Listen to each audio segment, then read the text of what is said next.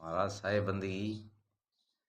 महाराज मेरे को एक दुआ सुनते सुनते बहुत दिन हो गया। साधु संत महात्माओं से सुना है, बहुत से सत्संग में सुना है, बड़े बड़े महात्माओं से सुना है, लेकिन मेरे को इसका सार का अभी तक पता नहीं चला, ना किसी ने बताया। तो महाराज आप बताओ।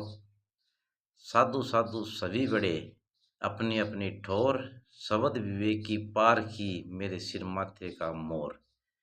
ये बताओ महाराज। सबसे पहले तो जो भी सुन रहे हैं उनको मेरी तरफ से चेतन जी महात्मा, वो जो जिज्ञासु लोग हैं, भक्त है, संत है, जो भी है, जिसकी जैसी उपमा है, उनको सबको मेरा नमन। आपने बोला था कि साधु साधु सभी ही बड़े, अपनी अपनी ठोर, शब्द विवेकी पार की, वो ही मेरे सिर माथे का मोर। साधु तो सभी बड़े होते हैं। साधु किसी संप्रदाय से हो, किसी मत से हो, किसी पंथ से हो, अपनी अपनी जगह पे सभी उचित है, सभी अच्छे हैं, सभी बड़े ही हैं। हम उनको छोटा नहीं मानते। लेकिन साधु का तात्पर्य क्या होता है? क्या भेद लेने से तात्पर्य होता है? लाल या सफेद या ब्लैक या रेड या व्हाइट, जो भी जैसा भी उसकी परिभाषा हो, या नग्न या अर्धनग्न, उनकी परिभाषा साधु की ऐसी थोड़ी होती है, कपड़ों से थोड़ी होती है, या मूंड मुंडाने से या जटा बंधाने से। मेरे विचार से तो ये तो मुश्किल है। ये काम तो होता तो बहुत सरल था, हर कोई कर सकता है।